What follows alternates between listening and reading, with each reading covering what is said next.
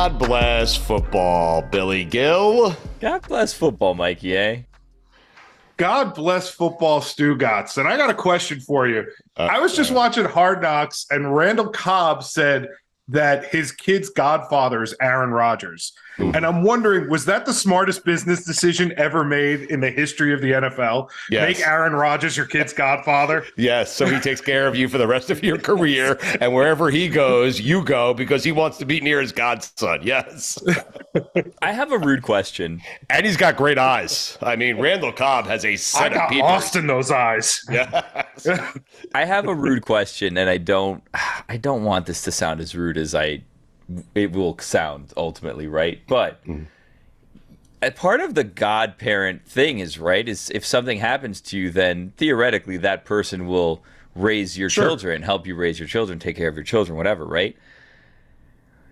Do you want Aaron Rodgers raising your children? It's a good question. It's a fair question. It's a fair question.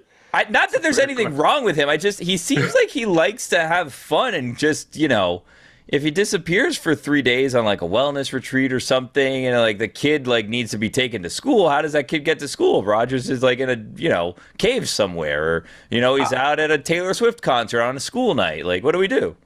I would say this: Aaron Rodgers wouldn't be the first person that had to grow up immediately once a kid entered the picture. I mean, there could be worse options in terms of godfathers for former Packer quarterbacks. Oh, jeez. Oh, my God. Tim Boyle. I was talking about Mikowski. I know who you were talking about.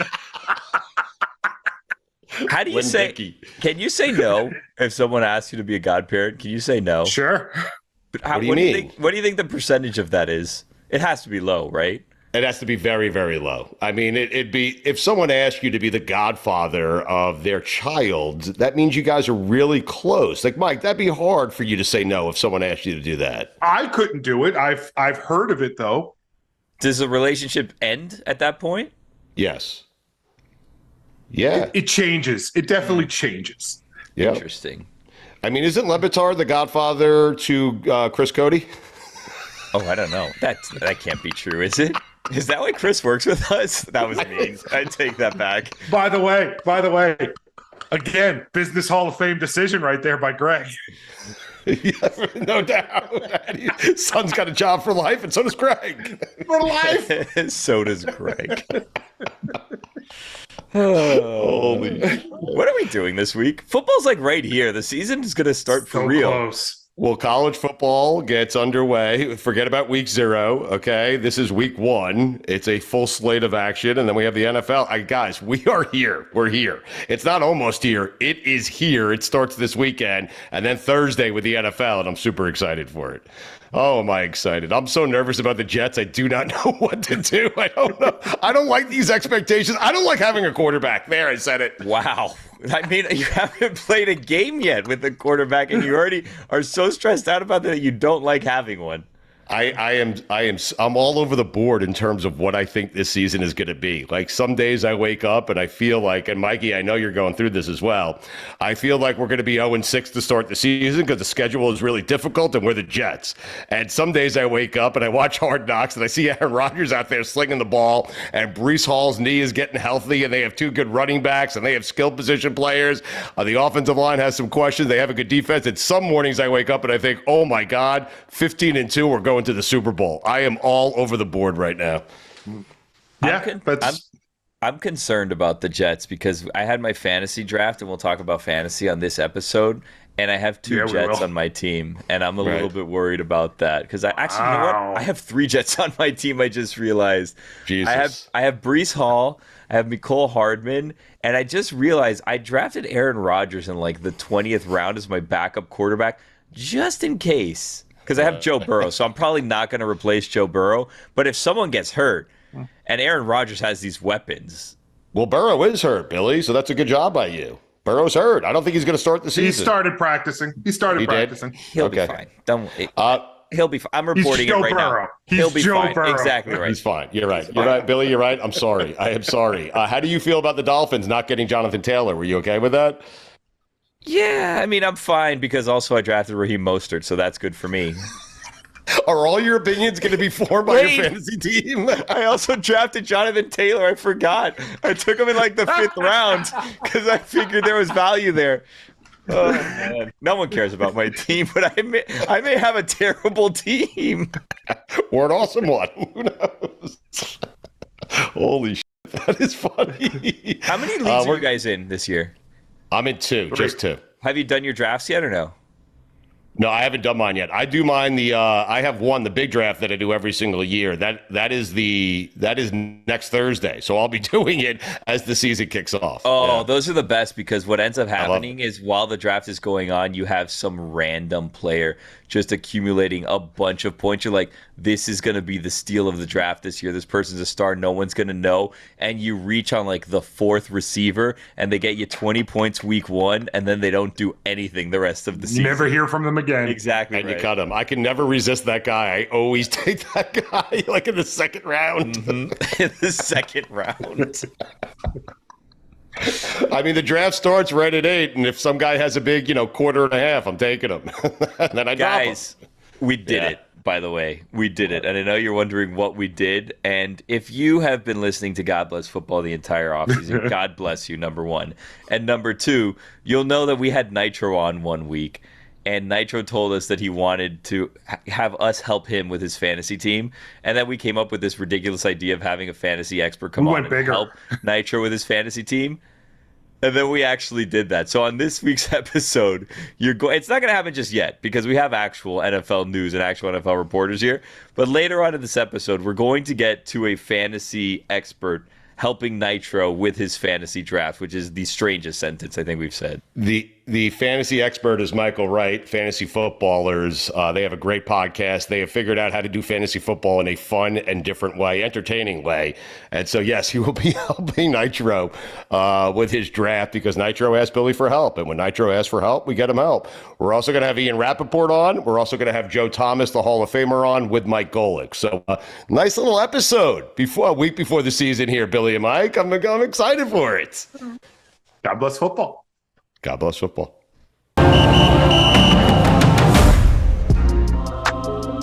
Ian, tell us about NFL Draft. The pick is in. It's streaming right now on Roku. It premiered on August 25th. How'd you get involved with it? Tell the audience about it. So I get a lot of calls from different people. A lot of times when there's a number I don't recognize, I won't answer. I'll ignore it. But I got a call from somebody at a company called Skydance to kind of pick my brain and talk about the draft. And I kind of went through some things and, I'm like, well, and they're like, we're doing a all access draft documentary, which just so you guys know, the draft is my favorite thing we do by far. Mm-hmm. I love the draft. And I mean, if you've seen the documentary, you can tell I have a blast. It's very intense, extremely intense. Like when the Texans traded up to 3, you can actually see the reaction and see me get beeped out a little bit. But it is, every moment is like something wild could happen and it's so fun and I love it. But anyway, so there's a producer from Skydance who's kind of picking my brain and I'm mentioning people that you would be really good to follow around, good to talk to, people who know a lot about the draft. And I'm about to end the conversation and she was like, oh, no, we want to follow you. And I was like, really? Yeah. I'm like, huh. I was like, well, I have a lot of private conversations. As long as those remain private, as long as you can just hear my end, which you can. And obviously they are so respectful and so professional. They protect everything. I'm like, you want to come on in? Come on in. Because the only thing I really care about is because the draft is so fun and so wild. I want people to like it like I do. You know what I mean? Mm-hmm. So if they could show how awesome it is, come on, let's hang out for 3 days. And that's basically what it was. And, you always hear on Hard Knocks when people be like, oh, you forget the cameras are there. And I would kind of be like, okay, whatever. But it's really true. You just have these conversations and you go through the moments. And there were a couple of times on the documentary where I'm like, did I say that? Were the cameras there? Because you kind of forget. But I thought, I expected it to be great. It was even better than I thought. It was just, anyway, the whole thing was awesome. What do you love so much about the draft? I love it too, by the way. I've been trying to get Le Batard to love it the same way I love it, but unsuccessfully. Yeah, I mean, it is. So there's basically two different parts of it, right? There's the part where I go through in early April and I go through every team and I make a note of everyone I have in my phone on every team and every agent. And I call everyone. And it is a lot, it's a lot. And it ends up being like a 25 or 30 page notes doc on my computer. But I just call everyone and ask them everything I could possibly think of about every draft situation. And you start out with zero, like really zero, because I come out of free agency and like, I know obviously who a lot of the people are, but you don't know everything. And then by the end you feel it. And there's always a moment in the middle where you're like, the draft is coming and I don't know enough. And then by the time you get to the draft, you're like, I'm ready for anything. And then you do so much work and you're all ready. And then so many things happen that nobody saw coming. And I love that, like there was one where, I was talking to a head coach a couple of years ago. And we're going through running backs because I think they're going to take a running back in the second or third round. We go through all the running backs. And I realized later, you know what? He forgot one. And I was going to go back and ask. And I said, you know what? It's fine. And that was the guy they took because he intentionally didn't tell me about the one guy they took. And like, I really get a kick out of those things. You don't get a lot of lying, but you get a lot of misdirection. And like, I like to go back and be like, what didn't I know? And it's just, so fun and like so crazy. And it's just, the whole experience is awesome. NFL draft, the pick is in. It's on Roku right now. What happened with the Dolphins and Jonathan Taylor? Why did that deal, Ian, not get done? Yeah, I mean, the Dolphins and the Packers were the two teams that were in the mix for Jonathan Taylor. Both made offers. Both were real and legitimate. In the end, Chris Ballard decided that it wasn't enough. And, they didn't do a trade. And I thought a trade was going to get done. I think a lot of people thought a trade was going to get done.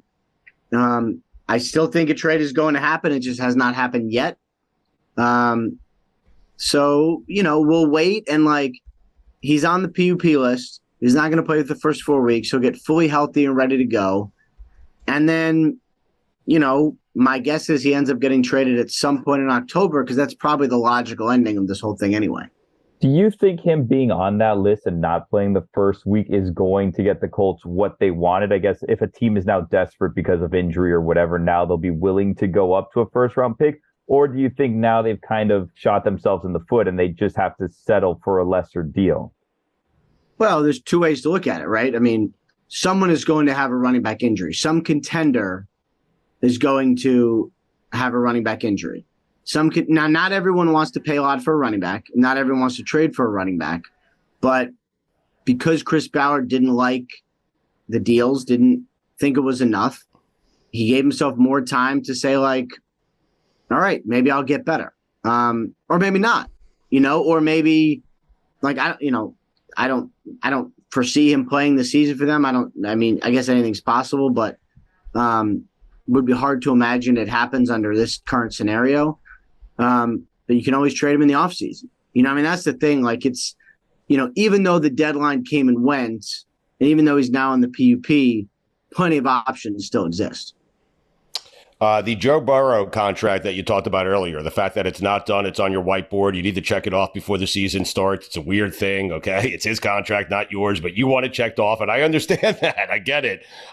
When that contract is settled, okay, when they actually get around to signing Joe Burrow, what do you imagine that contract's going to look like? I'm sure he'll be the highest paid player in the NFL, as he should be. He should be. He should be. And that's not, those aren't really the questions. It's like, Brian Arolt, the agent, has two contracts that he's discussing. Both these guys are going to be incredibly rich. For Joe Burrow, it's just like how much above the highest paid does he go? And then I think for Nick Bosa, it's does he go above Aaron Donald or not? These are the questions. And, it's a question of a couple $1 million, but these are important, and it's $1 million. That's a lot of money. There are paths to get this done. There are places where contracts likely fall, but, you're not there yet. And I think, the actual deadline, Nick Bosa is holding out, so maybe that's a little different. But I think with Burrow, the deadline is probably at the start of the season, so they still do have some time. And how about Justin Jefferson? Yeah, I mean, that's a little more complicated because the receiver contracts, there are some like Tyreek Hill that are 30 a year, but if you actually look at it, it's not 30 a year. It's 30 with a huge number in the back end. And so, it's really just what do you want it to look like and how close to that 30 does he get in real numbers. It's almost like you have to take away the fake numbers and just do the real numbers. And how many years is he going to get? There's a lot of, the quarterback landscape and the pass rush landscape are much more defined. Receivers are all over the map.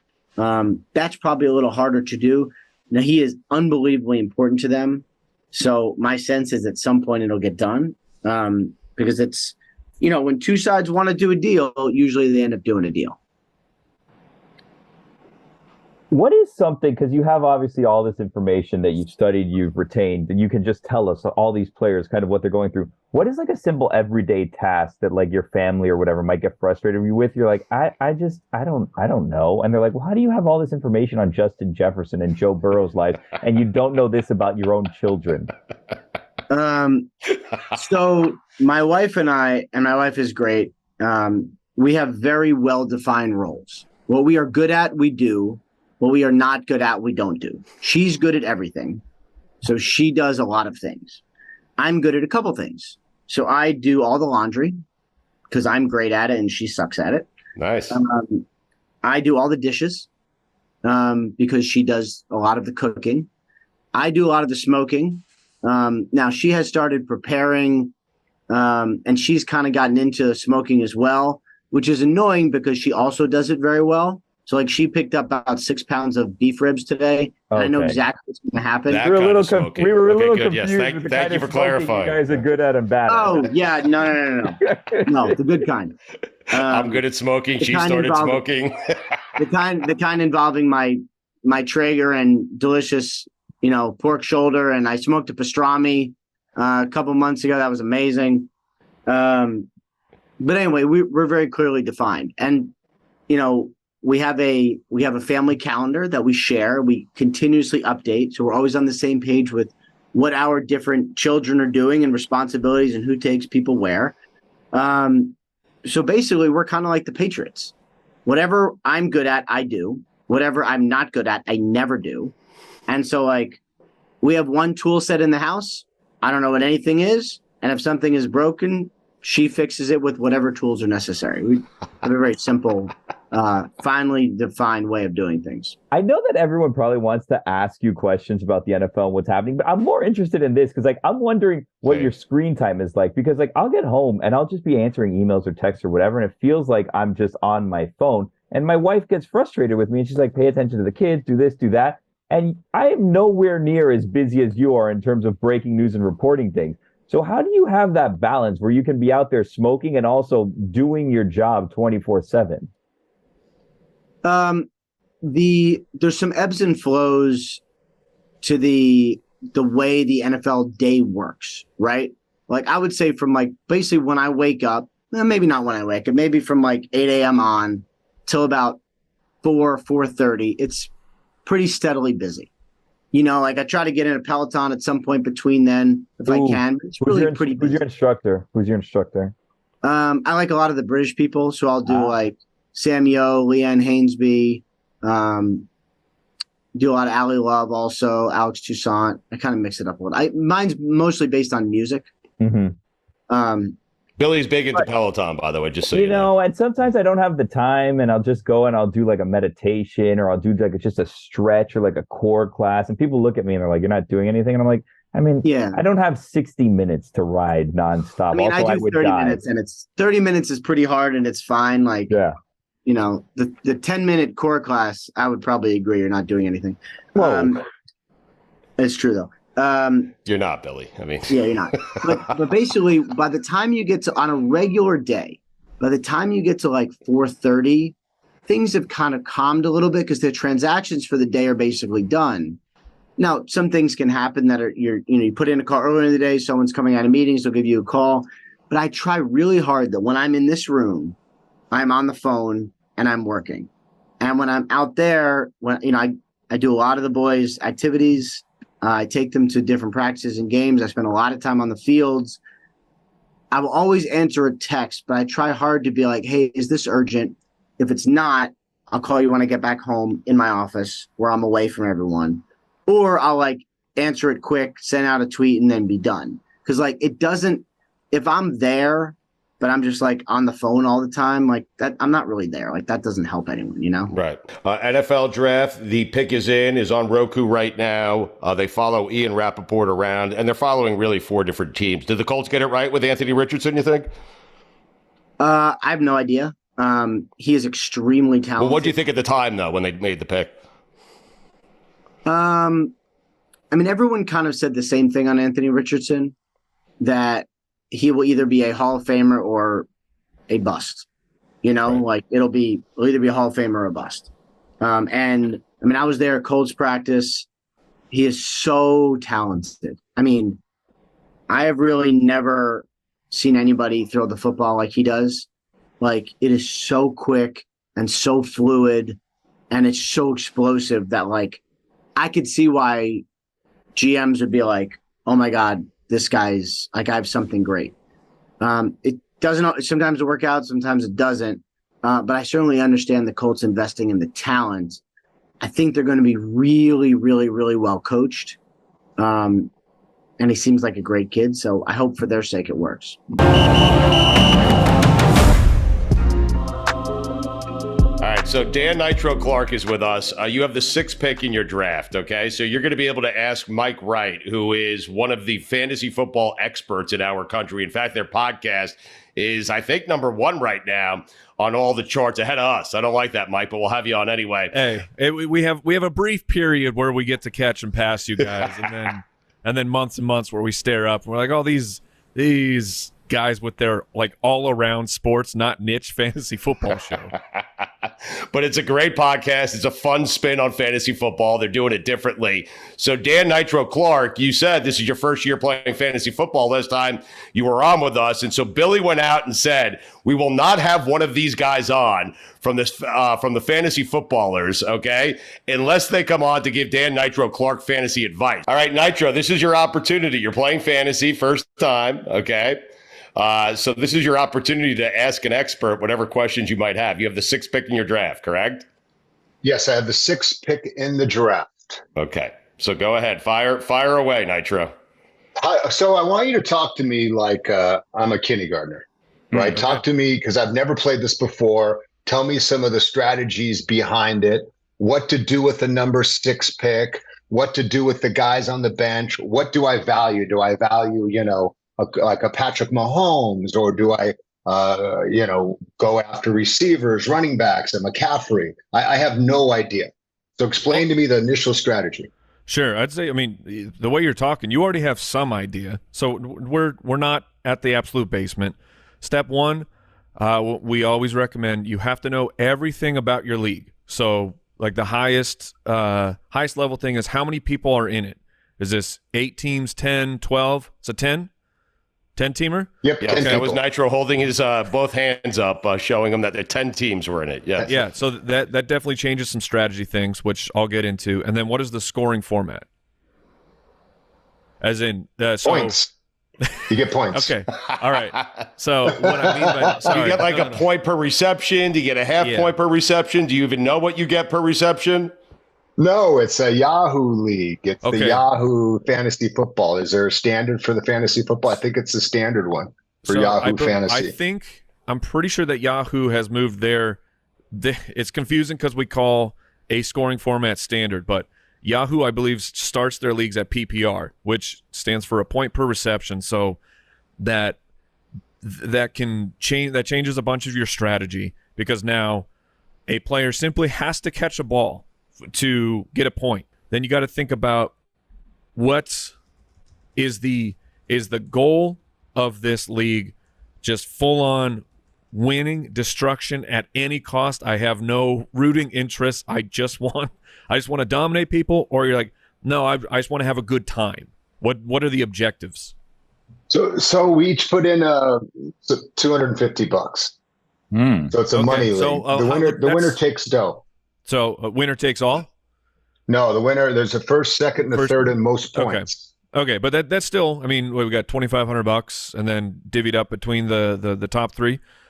So you want to win, right? So you're going in. This isn't like dip the toes in, learn how to play fantasy football, enjoy Sundays a little bit more. This is win.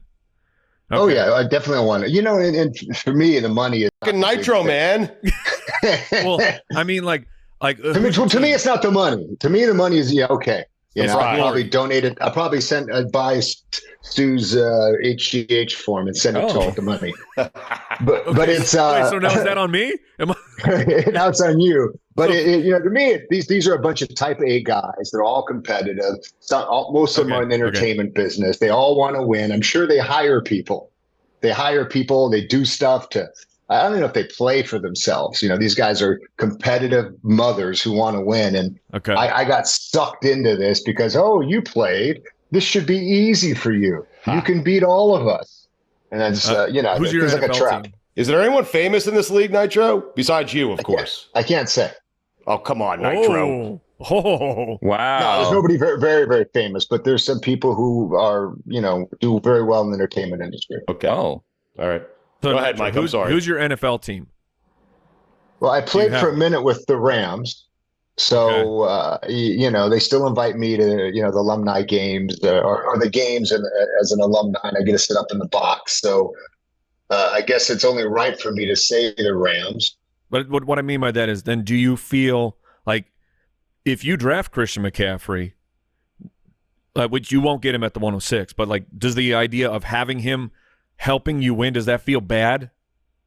No. Okay. God, no. Okay. Well, that's no. Look, it's about winning. This is a game. You just put your things up. Okay. But Nitro, here's the deal. I'm a Jets fan, and if Josh Allen is sitting there and it's good value for me, I'm taking Josh Allen, and I'm probably rooting for him to have a good game against the Jets. That's the way it works, Yeah. That's the moral conundrum. Yeah, it's transactional. Yeah. Okay. Yeah. Okay, no, it's perfect. transactional to me. This is transactional. Yeah. I do love me some Patrick Mahomes after watching that Netflix show, football, whatever it was. I love me some Patrick Mahomes. I got some new love for Kirk Cousins as a player. Mariota, not so much. Well, don't take Kirk Cousins too early. You can wait on him. Right. Absolutely. Yes. Okay. In fact, I'm guessing Mike Wright would tell you not to take a quarterback with a 6th pick in the draft. That would be 100%. Oh, really? Yes. Yeah. So I looked it up. At least according to June 1st, 2023, default is 1 quarterback, 2 running back, 2 wide receivers, 1 tight end, 1 flex, kicker, and defense. So that changes strategy as well, knowing how many guys you're going to start. So let's start at the top. Because you're in a 10-team league, right? Yes. So, sorry, let me back it up. Fantasy football is when you zoom out, it's a game of economics, and it's knowing the market. It's supply, it's demand. That's why us nerds, that's why we dominate in this, because we jump into our spreadsheets and our algorithms and we start breaking down how to optimize it. It's unfortunately a lot dehumanizing for these guys, but eventually it becomes stock market comparisons are very applicable when you're talking about fantasy football. So just knowing that that's how the game works. It's not just, quarterback is the most important position in professional sports, so I got to go get my quarterback first. And it's no. Look at how many quarterbacks you play. You start 1 a week. You're in a 10-team league. 10 quarterbacks start. 2 wide receivers and a flex. That means each team could have up to 3 wide receivers playing. So it's supply demand, right? If you have to play 3 of them and only 1 quarterback, then the wide receivers are actually going to be more important for your team. And good point. So quarterback and tight end are often that way. You treat it as you don't want to use your expensive picks, what we call your high draft capital, those early rounds, generally speaking. Now at the 106, you're probably in Travis Kelce territory. He's kind of the only tight end that's worth taking in a first round. If you were in a 12-team league, I would tell you don't do it. But because you're in a 10-team league, again, supply and demand and a 4 bench, Have you ever heard the term waiver wire yet? Is that new? Yeah. I played fantasy basketball about 15 years ago. Perfect. My wife divorced me after that. That wife did. Oh, Oh no! That was the we tipping got a point, wife huh? left me joke. No, that's not a joke. Oh well. That's the sad part. Because in basketball, did you win the league at least? I think I took second for my first Oh, time. so you lost the But league I and really your wa- marriage. Right. Well, but that's okay. Yeah. That was okay. It was good. Seems like that was the win for him. Yeah. But you're up on the NBA. You're up every night on the waiver wire at midnight. Yep. We were. Again, there's a bunch of Hollywood dudes again, and everyone's just so competitive. And with the writer's strike now, the actor's strike, everyone's out of work. It's all fantasy all the time. Mike, I have a question on Nitro's behalf, something that he should consider. So if he has the 6th pick and Travis Kelce's available, it's someone he should consider, right? But at what point in the tight end pool should he say, you know what, I'm moving on. I'm going to go back to the other positions and not take some mid-level tight end in the 3rd round when I have other possible positions available? Sure. My rule this year has been first round, depending on your league format. If you're in the middle of the first, Travis Kelce's in play for you. If you don't get Kelce, 3rd round, Mark Andrews is close to an automatic pick at that point. If you again, it's all supply and demand, knowing things. And then in the 5th or the 6th round, I love Darren Waller. We got traded up to the New York Giants. All training camp reports have been Darren Waller is the guy. We got a little bit of preseason action with Daniel Jones and Darren Waller, and it was like one drive of those guys, and he got 3 or 4 targets right away. And that's like, holy crap, Darren Waller is going to be a huge part of the Giants. So if I'm in the 5th or 6th, then Darren Waller is interesting. Other than that, I just wait till the end, right? And What about the San Fran tight end? I thought he was a baller. So this is George Kittle is like he's like a poster boy for the difference of NFL and fantasy football, because NFL wise, I mean, top 3 tight end. I don't like however people want to rank him. He is one of the best tight ends in the league, but he's so good at blocking, and he's asked to block a lot, specifically pass block. And if your guys are pass blocking, they can't run a route, they can't get a target. So he will have probably 4 to 5 games throughout the year where he just absolutely goes nuclear, wins people a week. But then you're going to have so many times where he won't be involved. And then how do you value running backs? I know, generally in the NFL, the running backs have gone down in value. Right? Sure. They're not the top guys. Yeah, except for I know someone took someone in the 1st round this year as far as the draft, which was 2 guys in the 1st round. Yeah, I know that. So we got Bijan Robinson for the Atlanta Falcons. I think he went 8. And then Jahmyr Gibbs, who went, I think, 11 or 12 to the Detroit Lions. They're both very interesting players. Jahmyr Gibbs will be especially interesting to you because his superpower is catching the ball. PPR, baby. Every time he catches that ball, do you know the Leonardo DiCaprio meme where it's him in the Hollywood movie where he's pointing at the screen? That's what we do. Every time our player catches, we go point, and it's a really fun game. Like you feel really, really good about your players when you're screaming point just for every catch. So that's a pro tip. That's a pro tip of having a good time. But Mike, those are the only 2 running backs worth taking in the 1st round. You would not take a guy like Austin Eckler? No. Sorry. I was saying those were the NFL draft. draft running back. Yeah. Okay. So now back to overall the running back position. It is much harder now in fantasy football because the NFL has moved to the platoon, and that affects what running backs can do for you. In the 1st round, Christian McCaffrey is worth anywhere from the 1st pick down. Austin Eckler worth anywhere from the 2nd pick on. And then the other, wide running backs I would take in the 1st. Late 1st round, I'm fine, especially in a PPR with Bijan and Saquon. Those are kind of my 1st round graded running backs for fantasy football this year. But because you're in a PPR, you can value running backs who other fantasy players aren't going to want. Like, I'll give you a name, and this is later on in the draft. Let me see where he's going. So right now, Antonio Gibson of the Washington Commanders, he's being drafted. His average draft position, or ADP, is in like the back of the 8th-ish, and I think he's going to be very valuable for there. He is taking on J.D. McKissick's role for that team. McKissick had a series of unfortunate neck injuries. He had to retire. But now Antonio Gibson might get used the way he should have been used, the way that we have screamed at Ron Rivera to actually use him. But he's in a platoon, but he's going to catch the ball a ton where his teammate won't. So it's finding those types of running backs, which you can get them later, and focus heavily on wide receivers at the beginning of the draft, or you get one of those big-time running backs. Got it. So I just got a text back. It's quarterback, receiver, running back, tight end, flex, kicker, I guess, Kicker, and then defense. Yeah. Those positions, don't give two farts about that position. That's your two final picks. Or if your league allows it, don't even draft a kicker. Just say screw this crap, and you draft a well, I guess we're kind of already out of the preseason. So sorry, I'm trying to. Right now, he's got to have a kicker going into the first week, Mike. He has to. Right? Yeah. Okay, that makes so. Anyway, so go ahead and draft him, but just the final 2 picks of the draft will be your kicker and your defense.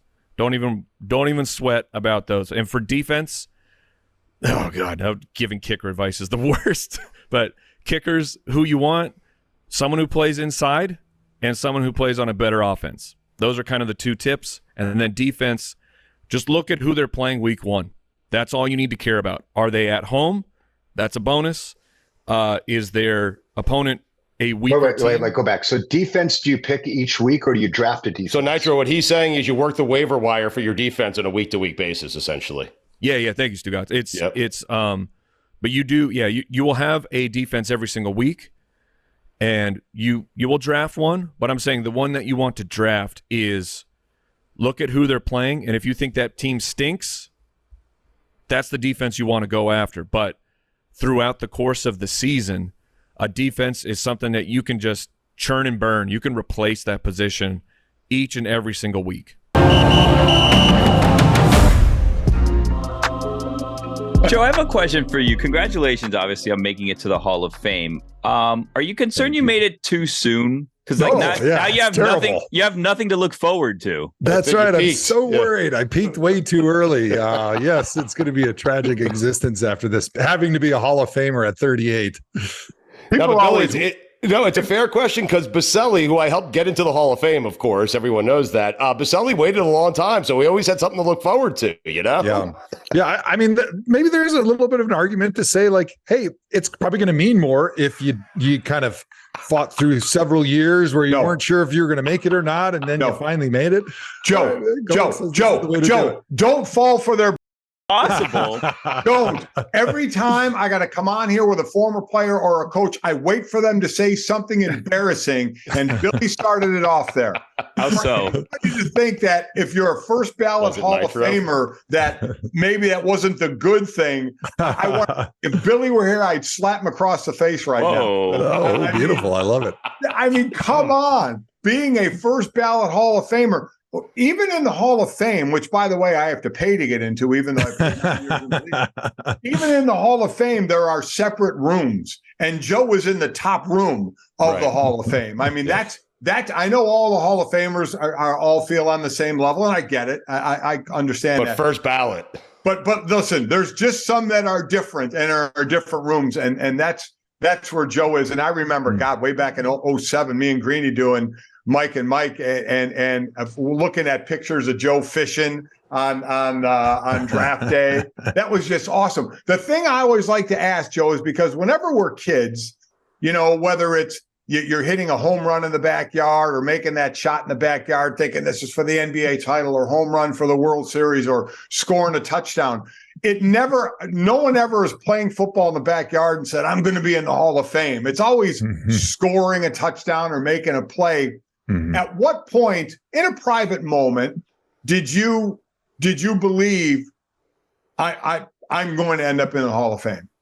Yeah. So actually, I remember kind of that moment. It was when I was elected to my 10th straight Pro Bowl. I kind of knew at that point, like, there's not many guys that made 10 Pro Bowls to start their career that are not in the Hall of Fame. So I feel like my case is pretty good at that point. And, you know, if you make 8, 7, 9 Pro Bowls, you feel like you're probably going to get in, but I'm sure you may have to wait a little bit. But 10 was a big number because obviously it's a big even number. It's 2 digits, which as a lineman, sometimes it gets hard to count into those 2 digits. But it was very meaningful just knowing that there was a very small class of guys who had made 10 straight Pro Bowls to start their career, and all of them were in the Hall of Fame. So I felt very happy on the election to my 10th Pro Bowl. Mike, I don't ask you this to put you in a bad spot. I ask you this because you're an expert. You play in the NFL and you know line play and you like to discuss line play. Joe Thomas, for you, ranks where in terms of best offensive lineman ever? Oh, I mean, listen, he's right up there. I put, Anthony Munoz right there. Joe, as they say, is right there with the Anthony Munoz of the world, the Jonathan Ognens of the world. You go back years as well. I mean, he's right there. That's what I mean. He's in the top special tackle, class. He's in that room. I mean, he's a guy who could dance with anybody, who could punch with it. As they say, old lineman, you got to have the feet of a dancer, the hands of a boxer, and he did. And he played for so many different quarterbacks and so many different left guards that were next to him as well. I mean, so no, he's right there, with the top group of tackles to ever play the game. I mean, and I got to play against some Hall of Famers, and let me tell you, it sucks. I played against Dwight Stevenson. I played against Mike Webster. I played against Mike Munchak, who was my teammate for a while. I played against Bruce Matthews, who was my teammate for a while. I played against Anthony Munoz. So, I mean, and for a player like me, who, listen, when you get to that level, you feel you can beat a guy every play. You go in with the mentality, I'm going to win this battle. That's the way I was brought up, and it helped get me through 9 years in the NFL. Even going against a Joe or a Dwight or a Mike Webster, you feel you're going to win. And when you don't win, you line up the next play and you feel, okay, I'm going to win this play. But man, it gets daunting. Play after play when you don't win against some of these best guys, the guys who are the best ever at their position. It is when you look back on it, you say it was an honor to play against them. But when you play against them, it's tough. The first time I played against Mike Webster was my second year in the league. I was on IR my first year. And listen, they kicked the crap out. I played nose tackle too. I was a linebacker at Notre Dame. All of a sudden I'm a nose tackle. That trapping scheme of Pittsburgh, they kicked the crap out of me. And Webby runs across the field after I shake his hand. He said, "Great job out there." I said, "Great job." I said, "You kicked my ass all over the field." He said, "Ask your brother Bob how it is to play against this system the first time, and he'll tell you it can be tough." And also, again, playing against a Hall of Famer. So I'm pretty sure there's a whole lot of defensive ends out there who have stories, and they have to admit, because players know deep down when you go against somebody, you just get dominated, and Joe dominated a lot of people. Joe, do you know exactly how many quarterbacks you blocked for? I think it's like 21 or 22. I know I blocked for 20 starting quarterbacks. And actually, it was kind of fun. My uncle, who is a big card collector, for my Hall of Fame induction, he gave me a present. And it was 18 cards of the quarterbacks that I blocked for that started for me. And what was missing on there was DeShone Kizer and Kevin Hogan. And my son and I, we looked at it and we were trying to figure out the 2 that were missing, and we couldn't figure it out. We had to look it up. And then, of course, my son Jack was like, "Dad, we got to order those right away." So we went on eBay and we ordered those cards. And when I pulled it up and I showed him, he goes, "Dad, those cards are only 99 cents. And I go, "Yeah, they played like 2 years in the NFL, like 5 games. Like, it's probably not an expensive baseball or football card." And he was just blown away that they could buy those cards for $1. Joe, flip side to what Mike was talking about, you were always winning the one-on-one battles. I mean, 10 straight Pro Bowls, but the team never seemed to get, where you wanted them to go. How was it dealing with that, being, the guy that could do the one-on-one thing, but we couldn't just take the next step as a team? Yeah, I think it was frustrating, but one thing that helped me was I played for Romeo Crennel and Eric Mangini my first 4 years, and those guys were Parcells, Belichick disciples. And we all know it's all about just do your job and worry about exactly what you have to do, so you're not wasting your time worrying about stuff you don't control. And so I think that got beat into my head a lot, where it was nice to be able to know that like I only had to worry about what I was doing, and that focusing my energy on worrying about the team's success or what the quarterback was doing or what the defense was doing was just wasted energy. So it kind of helped just focus my intensity and all of my effort and my attention on my own job, because it can be very frustrating when you're doing your job over and over and over again and you're doing a good job and you have nothing to show for it. And towards the end of my career, I've talked about this a few times, it did creep into my mental psyche that it really started affecting me like in a negative, like mental health manner, where I was making Pro Bowl after Pro Bowl, playing the best football of my career. Literally, I would go out, and as an offensive lineman, it's not very common to play a perfect game because you can always usually make a little step a little bit differently, or you can push your guy just a little bit further. And I was playing perfect games, and we were still losing by 30. And so you get this helpless feeling, right? And you're like, what am I doing out here? There's nothing I can do more to help this team, and we're still getting shellacked.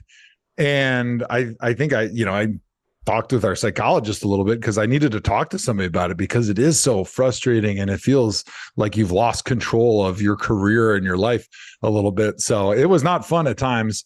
But I think it did teach me, and actually made me a better player, because it made me just so hyper focused on what I have to do and knowing that I have to be absolutely perfect if my team wants to have a chance to win the game. Joe, I want to bring it back 1 second to the Hall of Fame. I'm kind of curious how the Hall of Fame bust process works, because your bust has you with hair. You've lost weight, obviously, since you played. How do they determine, I guess, the era that they're going to immortalize when you go? Because you fluctuated in weight. You've had sometimes shaved head, sometimes longer hair. How do they decide that's the look that they want you to have forever? I asked for the Mike Golick look, and they said, well, we're not exactly going to allow you to pick whatever look you want, but they actually do give you a full range of possibilities, because the sculptor, basically, you sit down with him for a full day and he's like, we can do whatever you want. Like if you want your no hair look, if you want, your young look, if you want to look like you do right now, we can sculpt you however you want, because more than anything, they want you to be happy when you take that gold sheet off and the world sees your bust. They don't want any of these, Ronaldo moments where you pull it off and it looks like some type of space alien. And so I think that was kind of cool, because I was like, all right, I don't want to be 325, so I don't want to be super fat, and I'd like to have a little bit of hair more like I did when I was younger. And so my wife joked, she's like, your bust, it's you, but it's like pieces of you, because like you got hair from when you were in your second or third year, but you're also skinnier like you were in your last couple of years in the NFL. So it was definitely a little bit of a blend, an all-star version of myself. I'll maybe throw it out there. Joe Thomas with us, the Hall of Famer. Go ahead, Mike. I'm sorry. Well, I want to go back to the beginning now, because I know they recruited you. Listen, I know you're born and raised in Wisconsin, so I get Wisconsin. He's a big-time track star, Mike. But I know Notre Dame recruited you as well. Yeah. Was it always Wisconsin, or did the lure of the Golden Dome rear its ugly head at all to you to say, maybe I want to go here?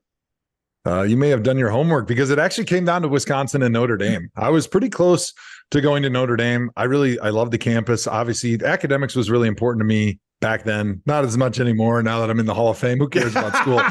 You don't need that stuff anyway. People are going to pay to golf with you. You got the gold jacket. But I think Tyrone Willingham was just hired as the coach at the time. And I love the tradition. I always loved the tradition of Notre Dame. Growing up in Milwaukee, it's not a far drive from Notre Dame, so we would get a lot of Notre Dame games on TV. And I always enjoyed the pomp and circumstance and the history that they had, the tradition that they had, the academics, and the way they developed young men. Thought it was pretty cool. Where they got dinged a little bit was the social side. I was looking for something a little bit more robust on Saturday and Sundays. Saturday night. You found it there. So I found it at the #1 party school in America in Madison. The amazing thing is at least you got offered by Notre Dame. Anthony Munoz didn't get offered by Notre Dame. I mean, think about that. That's crazy. What an absolute sin that is. And he just goes on to USC and then become, one of the greatest of all time as well. It's amazing. Well, speaking of sins, Joe, it's a little bit harsh what Notre Dame did to Navy over the weekend, right? I mean, you got to lighten up on the troops, correct? That's right. Salute the troops. What the heck? This is BS. We had the Navy coach on last week, and Golick told the biggest lie in show history when I asked him what the score was going to be. He said 21-20 Notre Dame.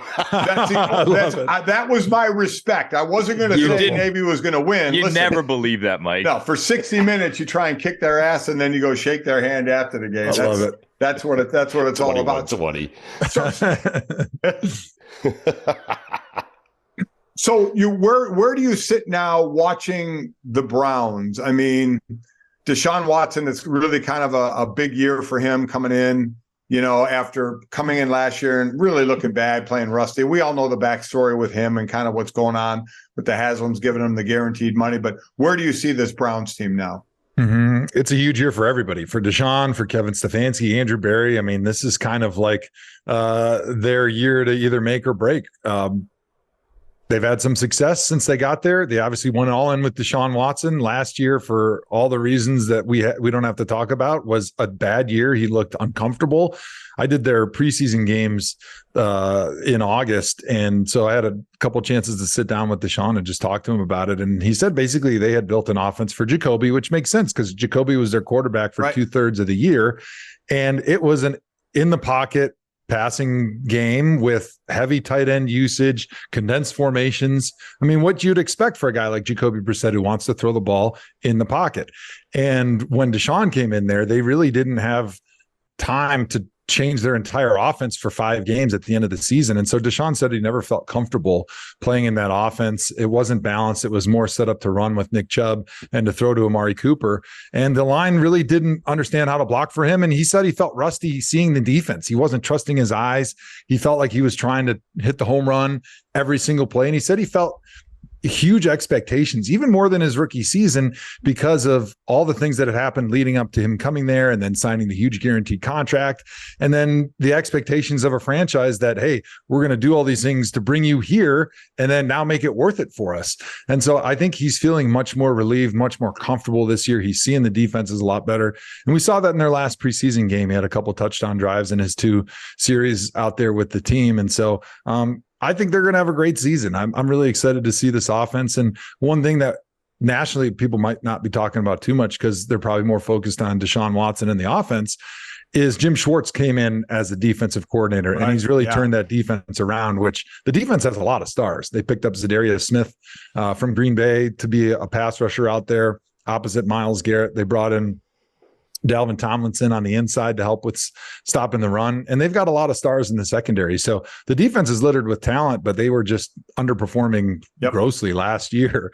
And so nobody really knows that the defense actually has the potential to be really good. And Jim Schwartz has showed it thus far in the preseason. And, it's going to take a great defensive effort in the AFC North to be able to shut out these ridiculous quarterbacks that we have in our division.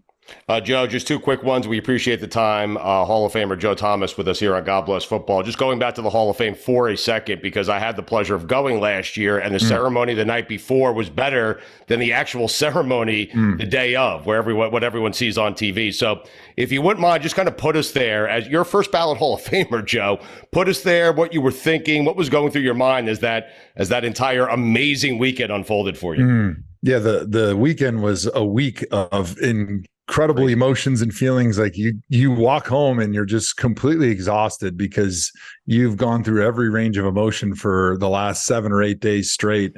But the gold jacket dinner, which was the night before the enshrinement, it was my favorite event because that's where you actually get your gold jacket. You walk through a tunnel of 100 Hall of Famers. They give you hugs and handshakes and you get up on stage. And that's the moment where you're introduced sort of for the first time with your gold jacket on as a Hall of Famer to the crowd. And for me, it was especially special because I was the last one to go. It was obviously a lot of Browns fans there, being in Canton, an hour from Cleveland. But they told us that family wasn't going to be allowed to come up on stage, that as soon as you come off, they would take a picture with you. But as the last one up there, my kids were waiting right on the sidelines, right off the stage. And as I was kind of waving to Browns fans facing the other direction, somebody said, "Hey, go ahead and go up there and see your dad."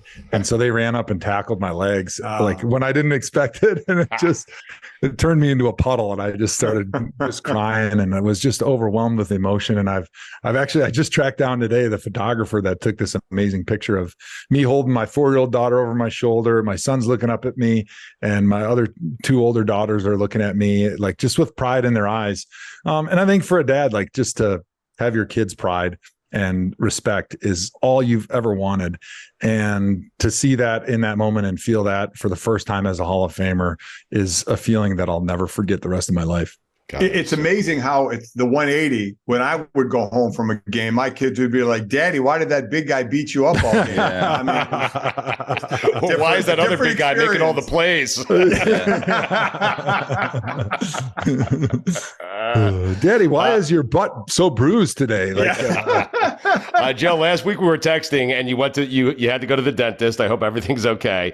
I have to get a tooth extracted this week. Okay. Oh, no, I do. I had to get one extracted this week. And so I am asking you, Hall of Famer Joe Thomas, do you go numb or do you want to be knocked out? How do you approach that? This is the same conversation as the vasectomy. You got to knock me out. I don't want to know anything that's going on. I don't want to see or smell anything. I'm done. Knock me out. I don't care what the repercussions are. By the way, have you sauntered into the bedroom and just wearing the gold jacket and all? Have you done that? Yeah. Oh, that works every time. At least it worked that one time. So I don't want to try it again because I'd hate to ruin my 100% shooting. Exactly. You don't want to ruin that 100 grade. Yeah. That's right. Oh, man. All right. I have to cancel my appointment because I'm with you. I want to be knocked out. She's just going to numb me, and I'm nervous about it, you know? Just take it. Not good. Just take it. Just take it. All right, Joe Thomas, we appreciate this very much. Congratulations on getting into the Hall of Fame, and please promote anything you have going on the way out here.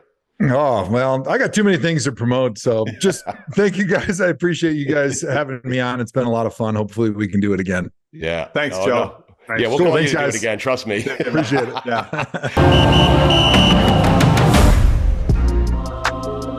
All right, fun episode, guys. Really good episode as we get into regular season form here. But I do have a concern. I feel like Michael Wright is very busy, a very successful podcaster, very good at fantasy football, and we completely wasted his time and the audience's, for that matter. Yeah. When Nitro asked us for help, I didn't think it was going to be to the extent of how do quarterbacks get points? Or Michael Wright having to look up the Yahoo rules and explaining them to Nitro. What a flex is. I didn't think it was that level of help. Look, I'm glad we helped provide it. I was very surprised that was the level that we needed to get to. And I feel bad a little bit because I feel like Mikey had actual questions that he wanted to ask. So many questions. But it was like, what is PPR? And then Mike, incredible. Very nice guy. We need to have him back on at some point to give next us week more fantasy advice because we got bogged down with just kind of like, the very basics of fantasy. I'll tell you a quick story, and this is how upset Mikey A was, because on the way to driving home, calling Mikey A before that interview, I said to him, hey, is this going to be good, what we're doing with Nitro? And he said, don't worry, if it's not, I've got a ton of fantasy questions for Michael Wright. So many questions. We didn't get to one of them. How do you ask about TJ Hawkinson's upside when you got to explain what a reception is? Oh, that's not fair. It wasn't that bad. But I'm told Nitro wants to come back. I was just going to say, what do we do here? Because after that interview, the person that helped us get Nitro said, you guys want Nitro back? Nitro says you guys want him back or he's going to come back. And what do we do? What do we do with Nitro? Because are we going to check in every week on his fantasy team? Incidentally, I was told Michael Wright never wants to come back. That's not true. I'm teasing. Nitro is one of these people, by the way, that everyone seems to know and love because of American Gladiators, which was surprising. I was surprised that Mike was like so excited to be helping Nitro. I was surprised that Joe Thomas was excited to see Nitro. Golic didn't seem to care one way or another, to be honest. Golic didn't know who it was. He wasn't bothered. At one point, I think he even left the Zoom. He's like, I'll be back when these jokers are done with whatever. Did you hear Did you hear what Michael said when we asked him if he would help Nitro? He said, "You brought me so much. You filled so much of my time when I was a child. It's the least I could do to return the favor." I thought that was awesome. Yeah. Do we know if Michael indeed did help Nitro with his draft? Do we know that? I don't know. We'd have to check back with Nitro. And wait, what's gonna happen?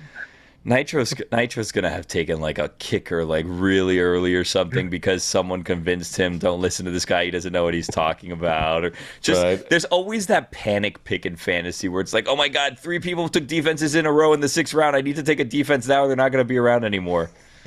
Billy, can we do this? Can we have Nitro back on next week? I don't know. Let him tell us his team and let Michael Wright evaluate his team for him. And then we ask Michael Wright fantasy questions. Okay? So real ones. Hold on. Real ones. This is going to be the first week of the year, and this is what we're going to do: is revisit Nitro's fantasy team immediately.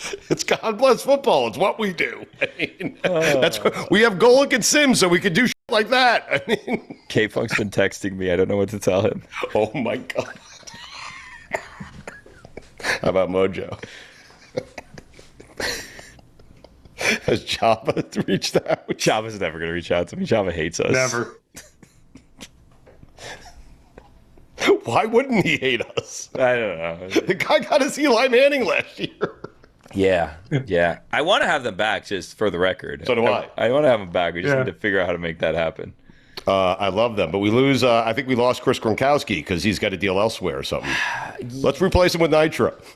Well, yeah, just pretend or no. Nitro was probably at that party though. Let's see if Gord's available. Gord, yes. Or who was the little kid that Chris used to bring up? No more Ronos. Thank you, but no. Ro doesn't know anymore. I think Gord is perfect. I do. I think they're a package deal. I think Gord goes where Rob goes, where Chris goes, where Glenn goes. Right. Where Gro goes. So it'd be Mojo, K-Funk, and maybe Jabba. Maybe Jabba.